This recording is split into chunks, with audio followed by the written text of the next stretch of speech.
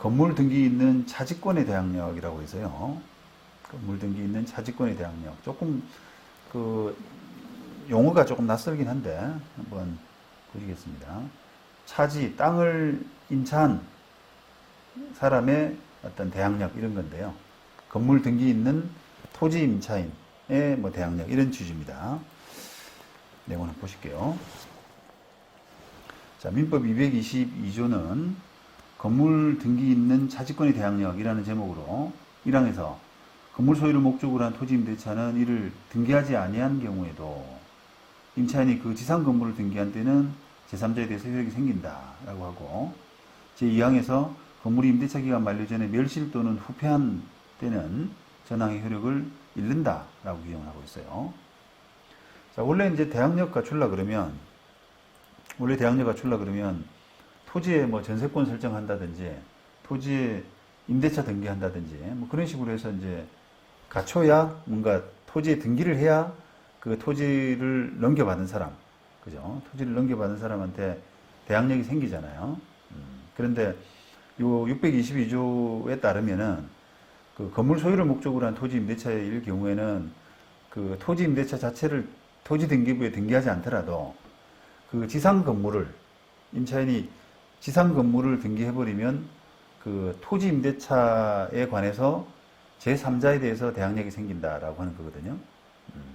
그러니까 대항력이란 부분을 지난번 강의에서도 좀 설명해 드렸습니다만, 내가 예를 들어서 그냥 토지 임대차 계약을 하고 10년짜리 계약을 했는데 그 도중에 뭐 토지 소유권이 다른 사람한테 뭐 경매로 넘어갔다든지 할 때 그 낙찰을 받은 사람한테 내 10년을 보장해 줘. 내가 10년짜리 종전 소유자하고 10년짜리 계약을 했으니까 10년 보장해 줘.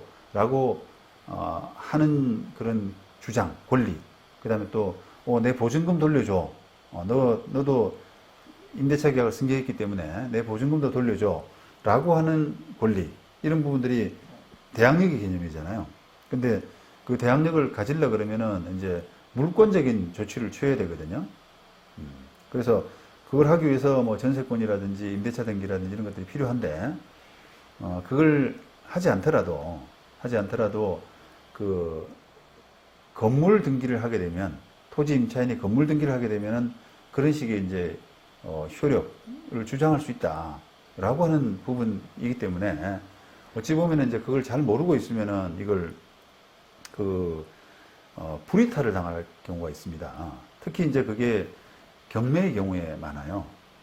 앞서 말씀드린 것처럼 경매하는 사람들은 땅이 이제 경매에 나왔어요. 근데 그 땅 위에 건물이 있다라고 할 때 그 건물을 어떻게 대할 거냐, 그 건물 가진 사람에 대해서 어떻게 대할 거냐라고 하는 부분에서 일단은 가장 그냥 기계적으로 생각하는 게 법정지상권이거든요. 법정지상권이 있느냐 없느냐 판단해서 없다라고 하면은 그냥 철거 가능할 수 있다. 라고 해서, 그러면 문제 없어. 그러면 땅 낙찰 받아도 되겠네. 이렇게 이제 접근하게 되는데, 지금 622조 이게 그 차지권의 대항력이라는 측면에서는, 비록 법정지상권과 관계없이, 그 건물 등기를 했다는 그 자체만 가지고, 대항력을 갖출 수가 있거든요. 그러니까, 그거를 만약에 장기간, 그게 이제 어떤 조건으로 임대차 했느냐라고 하는 부분은 공시가 안 되잖아요. 그러니까, 장기간 저렴한 차임으로 만약에 토지 임대차 계약이 체결되어 있다라고 하게 되면은 그 임대차 계약이 사실이다라고 하면은 그 임대차 계약을 낙찰받은 사람은 떠안아야 되는, 그러니까 대항력의 부담을 가져야 되는 그런 상황에 놓입니다. 근데 이제 그 부분을 의식을 안 하게 되면은 그냥 법정지상권 정도만 분석을 하고 바로 그냥 토지 낙찰을 받게 되는, 별다른 부담이 없을 걸로 생각하고, 근데 만약에 이런 차지권의 대항력이 인정된다라고 하면은 그런 장기간 저렴한 차임으로 울며 겨자 먹기로 또 하나의 임대차 계약을 그러니까 승계해야 되는 그런 상태가 되잖아요. 그러면 이제 나중에 큰 낭패가 되는 거죠. 그러니까 그게 실제로 이제 그럴 수도 있고, 아니면 또 그 전 소유자가 자기 땅이 이제 경매에 들어가니까 그 손해를 뭐 좀 이렇게 만회하기 위해 가지고 그런 가짜 임대차 계약 같은 걸 좀 할 수도 있거든요. 아는 사람하고. 그렇게 되면은 그게 임대차 계약이 진짜냐 가짜냐 하는 그런 이제 진실 공방을 벌리게 되잖아요. 그러면 그게 나중에 그 명확하게 가짜다라고 하는 그런 부분을 못 밝혀내게 되면 상당한 또 합의금, 조정 이런 부담을 더 안아야 되거든요. 그래서 이제 그런 그 분석, 그런 문제가 없을까라고 하는 그런 부분을 조금 미리 미연에 권리 분석을 하고 들어가야 큰 문제가 없다는 겁니다. 사실 이게 이제 매매를 통해서 뭔가 이렇게 토지를 취득을 매매를 통해서 하게 되면은 그 건물이 임대차라고 하는 부분은 이제 분석이 되거든요. 건물이 존재하고 있으니까 토지 소유자 아닌 건물이 존재하고 있기 때문에 그 어떤 관계로 지금 건물이 있느냐, 계약 조건은 뭐냐 이런 부분을 임차인하고 다 확인을 해가지고 들어가잖아요. 근데 건물 경매 같으면은 그럴 수 있는 계제가 안 되기 때문에 강제 매각으로 소유권을 뺏기는 그런 상황이기 때문에 전 소유자가 이렇게 그런 좀 음흉한 계획을 세울 수가 있는 거죠. 또 실제로 이제 그런 가짜가 아니더라도 진짜 임대차 계약도 있을 수가 있고요. 그러니까 그런 부분을 좀 유념을 하셔야 됩니다. 자, 이래서 굳이 이제 토지 임대차에 대해서 임차권 이런 걸 등기하지 않더라도 임차인 소유의 그 지상 건물을 등기하기만 하면 제3자에게도 대항할 수 있다라고 할 수 있습니다. 그래서 그 건물에 대한 등기만 가지고도 이 토지 임차인에게 대항력 인정해 준다라고 하는 부분이 초점입니다. 그래서 이런 부분 때문에 아까 말씀드린 것처럼 이렇게 통모, 실제로 그런 토지 임대차 계약을 하지 않았는데도 불구하고 통모에 의한 어떤 그 조작 이런 가능성이 있기 때문에 거래할 때 좀 유념을 하셔야 되는 거고요. 그 다음에 적용 요건인데요. 우선 그 토지 임대차 계약이 유효하게 존속해야 되죠. 토지 소유자와 임차인 간의 임대차 계약이 종료됐다거나 해지되면 그 이후에는 뭐 승계할 대항력 문제가 생길 수가 없고, 그 다음에 두 번째는 건물의 소유를 목적으로 한 토지 임대차여야 됩니다. 따라서 건물 소유가 아닌 다른 목적으로 임대차했다가 건물을 건축하고 등기하더라도 이 법조항을 적용받지는 못합니다.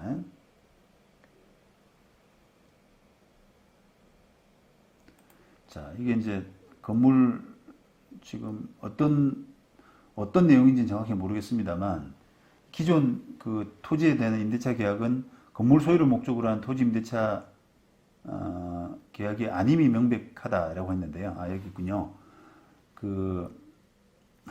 좀 재밌는 사안인데요. 을이 원래는 대지와 건물을 함께 가지고 있는 소유자였습니다. 근데 그걸 이제 갑이 임차를 했죠. 그러다가 그 후에 갑이 그 건물을 낙찰을 받았어요. 그죠? 임차인이 낙찰을 받았습니다. 그런데 그 대지에 관한 임차권은 등기하지 아니한 채 그 건물에 관해서 그 갑 명의의 소유권 이전 등기를 경락 이후에 했다라고 하게 되면은 이 갑과 을 사이에 체결된 대지에 관한 임대차 계약, 원래는 이게 대지와 건물을 공히 임대차하는 그런 계약이었는데 어쨌든 결과적으로 나중에 갑과 을 사이에 체결된 대지에 관한 임대차 계약이 됐잖아요. 건물을 취득함으로써 갑이. 그런데 이 임대차 계약은 건물 소유를 목적으로 한 토지 임대차 계약이 아님이 명백하다라고 그렇게 판단을 했습니다. 그렇죠. 그렇게 됩니다. 그래서 그거는 이제 대항력을 갖추지 못한다라고 했어요. 그래서 이 토지가 만약에 다른 사람한테 넘어갔다. 라고 하게 되면은 그 낙찰 받은 사람은 이제 갑에 대해서, 건물주인 갑에 대해서 뭐 이렇게 토지 임대차 계약의 어떤 그 승계 의무를 부담하지 않는다라고 하는 거죠. 그 다음에 대지 임차인이 그 지상 건물을 등기해야 된다라고 하는 거고요. 그래서 요거는 좀 자세한 부분은 86년도 뭐 대법원 판결은 한번 보시고요. 조금 뭐 지번이 차이가 나는 그런 경우예요. 근데 전체적으로 보면은 같은 건물이다. 그 서로 그 땅 위에 건물이 있는 부분을 이해하는데 별 크게 지장이 없다라고 하면은 대항력 가진다라고 하는 그런 취지입니다. 그다음에 그 622조는 건물 소유하는 토지 임차인의 보호를 위해서 건물 등기로서 토지 임대차 등기에 가름하는 효력을 부여하는 것이죠. 그래서 그 임차인이 그 지상 건물을 등기하기 전에 제3자가 그 토지에 대해서 물권 취득의 등기를 한 때는 임차인이 그 지상 건물을 등기하더라도 그 제3자에 대해서 임대차 효력이 생기지 않는다라고 하는 거예요. 그러니까 대표적인 게 그런 겁니다. 이 이제 토지 임차인이 그 대항력을 가지는 시점은 임대차 계약을 해서 바로 대항력을 가지는 것도 아니고 임대차 계약을 하고 그 물론 이제 그 전제는 건물 소유를 위한 임대차 계약이죠. 건물 소유를 위한 임대차 계약을 하고 그 건물을 등기한 때 대항력이 생기잖아요. 그런데 그 전에 예를 들어서 그냥 그 땅의 저당권이 잡힌 이런 경우라든지 또는 그 소유권이 이전돼 버린 서로 이제 대항력 없이 승계됨이 없이 소유권이 강제로 다른 사람한테 이전돼 버린 이런 경우 그 후에 건물 등기가 갖추어졌다라고 하면은 그것은 이제 대항력이 성립될 수가 없다는 거죠. 그거는 이제 그 토지의 이해관계를 맺은 사람의 어떤 보호 그런 차원에서 당연한 해석일 수가 있죠. 예를 들어서 땅에 저당을 잡은 상태에서 그 토지 임대차 계약을 하고 그 건물을 나중에 등기를 했다라고 해서 그걸 나중에 그 토지 임대차 계약을 승계를 해야 된다라고 한다면 그 땅의 저당권을 잡은 사람의 어떤 담보 가치 이런 부분은 현저히 이제 훼손될 수밖에 없잖아요. 그래서 그런 부분의 결과를 만들지 않기 위해서는 지금 이런 식의 이제 제한이 필요할 수밖에 없는 겁니다. 그래서 쭉 이제 소개시켜드리는 그 판례들도 다 그런 내용입니다. 그 다음에 이제 뭐 처분금지 가처분도 마찬가지고요. 땅에 뭐 처분금지 가처분을 해뒀는데 그 뒤에 건물을 지었다든지 건물을 등기했다든지 그렇게 하게 되면은 그 처분금지 가처분 등기가 앞선다는 겁니다. 수원지방법원 이거는 이제 근저당권이 미리 생긴 땅에 건물 보존 등기하기 전에 뭐 근저당권이 생긴 그런 경우고요. 울산지방법원 상권도 다 이제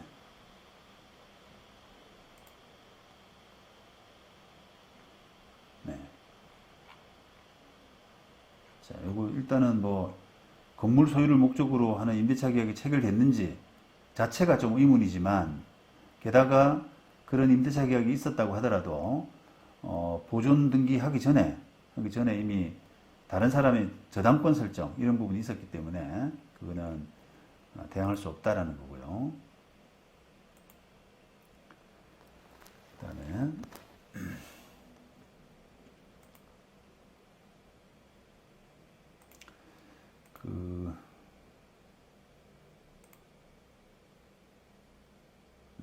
그렇죠. 마찬가지입니다.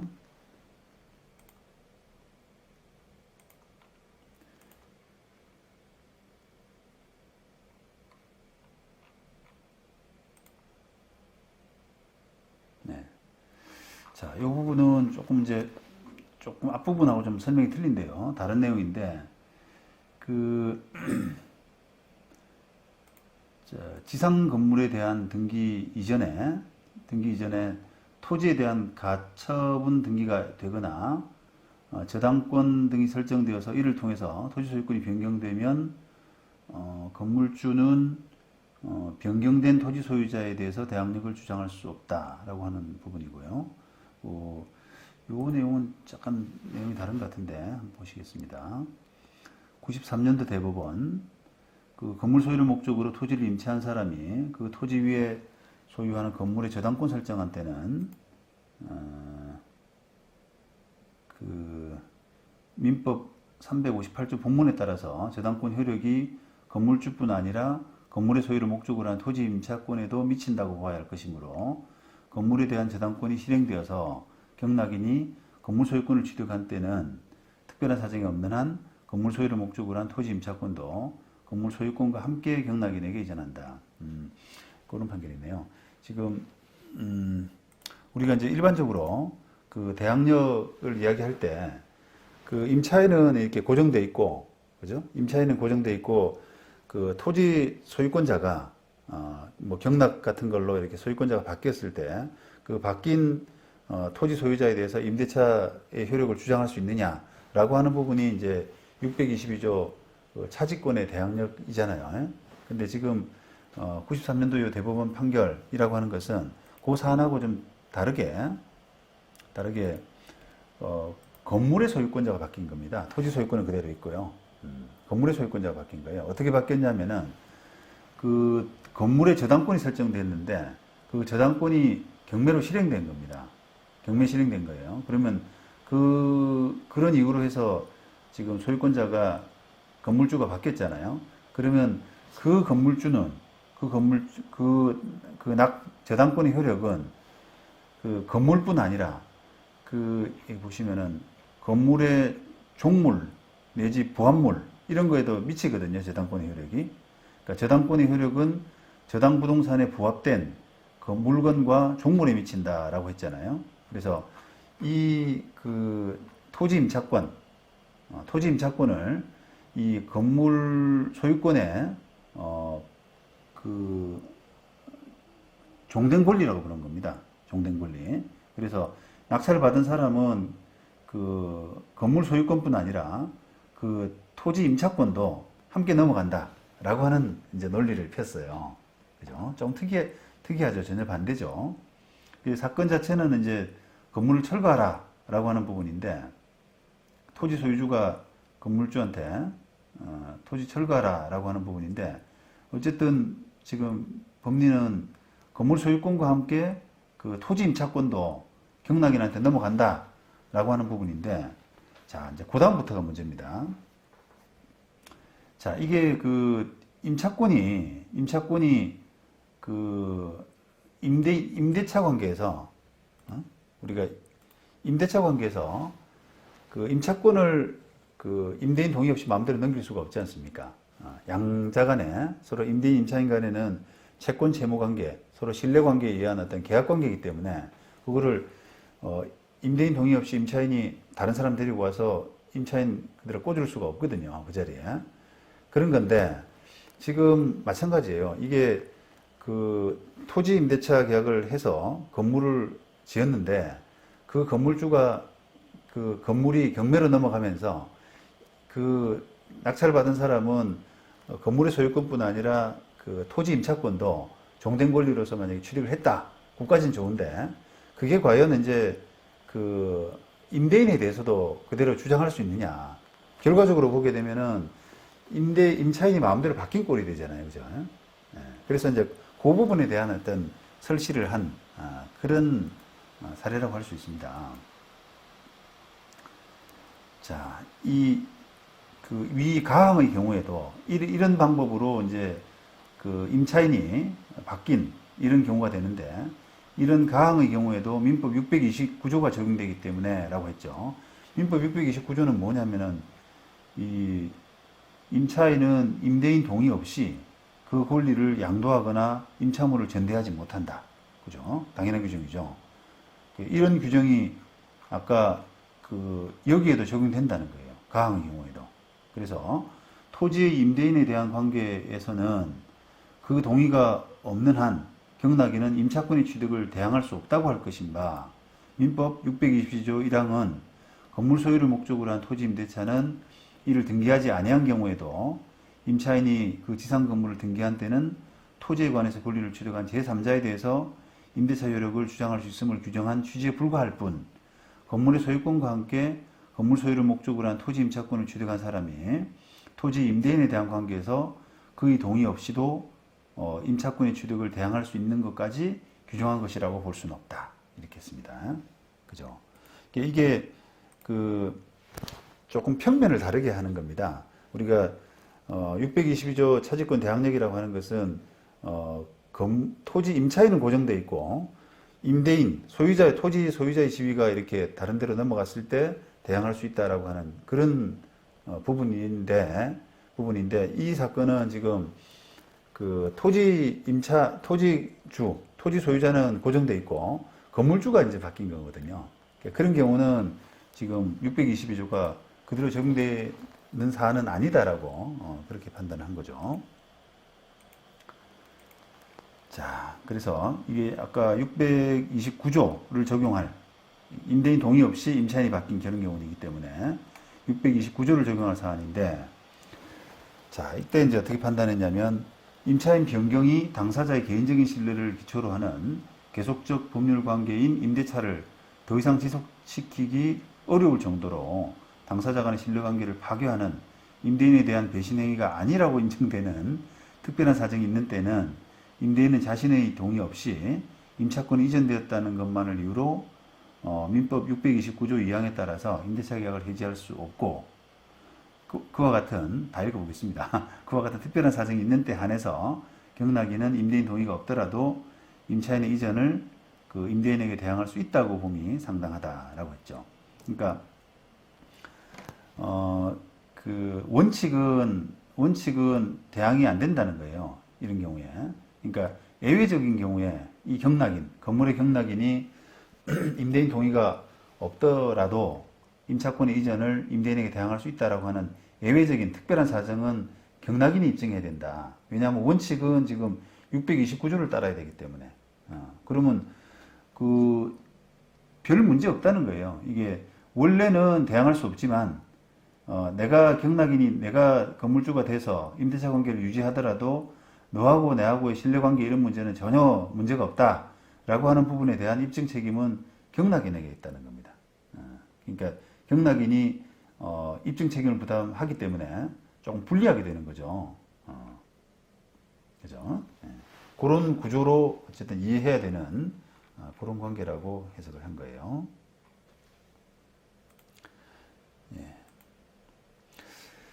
네, 오늘은 여기까지 마무리하겠습니다. 조금 마지막 판례가 조금 어려웠는데 한번 다시 보시면은 조금 이렇게 조금 기존의 이제 차지권의 대항력이라고 하는 그런 부분을 좀 이해하는데도 선명하게 이해하는데도 좀 도움이 될 수 있는 판례인 것 같습니다. 네, 수고하셨습니다.